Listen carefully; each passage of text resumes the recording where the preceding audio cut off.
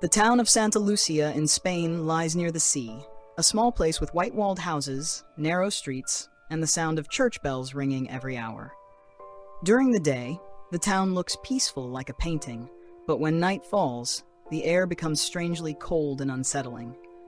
The people here always close their doors early, and almost no one dares to go outside after dark. Mateo, a 19-year-old architecture student from Madrid, came to Santa Lucia to study the old buildings of the town. He was especially interested in the ancient church and the houses that were more than 100 years old. During one of his surveys near the church, Mateo discovered an old cemetery behind it. In the middle of the graves stood a broken wedding arch, silent and forgotten. Dry flowers were still hanging on it, as if they were the remains of a ceremony abandoned long ago. What felt strange to Mateo was that the ground beneath the arch was darker than the rest of the soil. He did not think much about it at the time, but from that night on, frightening things began to happen. That night, while Mateo was sitting in his guest room writing notes about what he had seen, he heard a very soft sound coming from the street outside. It sounded like slow footsteps on stone, mixed with the dragging of cloth across the ground. Mateo walked to the window and looked out. The alley was completely dark, and no one was there. But at the end of the street, he saw a figure standing silently.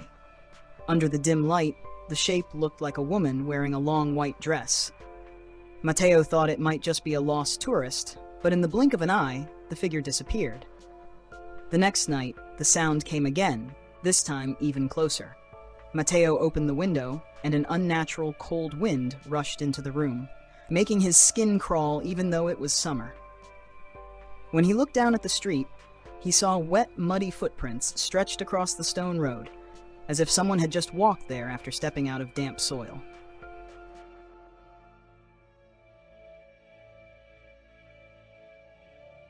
The footprints led straight toward the cemetery behind the church. Unable to control his curiosity, Mateo decided to follow them. As he entered the cemetery, the church bell rang in the middle of the night, signaling that it was 2 o'clock in the morning. The air felt so cold it was hard to breathe. Between the old gravestones, Mateo saw the broken wedding arch again, and beneath it, someone was standing, as if waiting. Mateo froze when he saw the woman under the old wedding arch. She was wearing an old white wedding dress, the fabric worn and torn as if it had existed for many years. Her face was covered by a thin veil, making her look like she was quietly waiting for someone to return. The air around him suddenly turned freezing cold, and Mateo could hear his own heartbeat clearly in the silence. The woman slowly turned her head toward him. The veil moved slightly, revealing a pale face like that of a corpse. Her eyes were deep and dark, empty, yet staring straight at him. There were dried blood marks on her cheeks, as if she had cried tears of blood long ago. What terrified Mateo the most was that her feet were not touching the ground. Her body floated in the air like a restless spirit.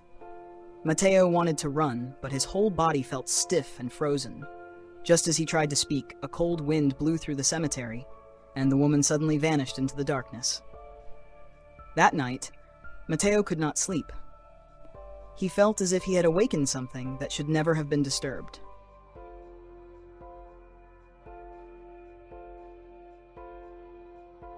The next morning, Mateo told everything he had seen to the old caretaker of the guest house. At first, the old man said nothing, but when Mateo mentioned the wedding arch in the cemetery, his face turned pale. After a moment of hesitation, he decided to tell Mateo a story that had existed in Santa Lucia for more than 100 years. In 1889, there was a girl in the town named Isabella Romero who was about to marry Javier Morales.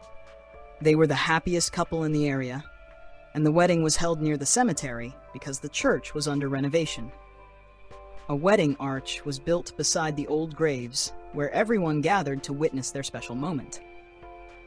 But on the wedding night, the groom never appeared. People later discovered that Javier had fled the town with another woman just hours before the ceremony. Isabella stood under the wedding arch the whole night, refusing to leave. The night grew colder and colder, and before sunrise she collapsed where she stood. When people ran to her, her heart had already stopped. Isabella was buried in that same cemetery. After that night, many people claimed they saw a bride in a white dress standing under the arch, as if still waiting for someone who would never return.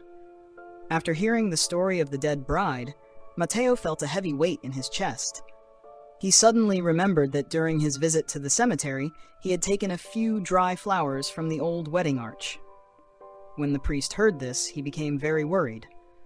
He said that sometimes restless spirits attach themselves to objects that once belonged to them. Perhaps Isabella thought Mateo was the one who had come back for her, and her spirit had followed him home. The priest told Mateo to leave Santa Lucia immediately, as soon as possible, or the spirit would never let him go. Mateo quickly decided to pack his things and leave that very day. But when he returned to his room, he saw wet, muddy footprints right in front of the door, exactly like the ones he had seen near the cemetery. The air inside the room became strangely cold. Mateo hurried to pack his belongings, but outside the sky suddenly turned dark. Strong wind rose, black clouds gathered, and within minutes heavy rain began to fall. The lights flickered again and again before going out completely, leaving the room in darkness.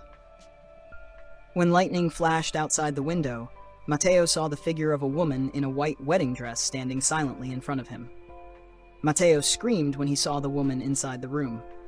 Her face was pale, her eyes deep and dark like empty holes, staring at him without blinking.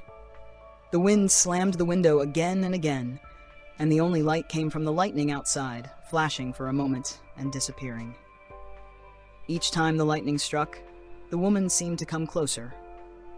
The old caretaker heard the scream and ran toward the room. Looking through the window, he saw Mateo pressed into the corner, and in front of him stood a woman in an old wedding dress.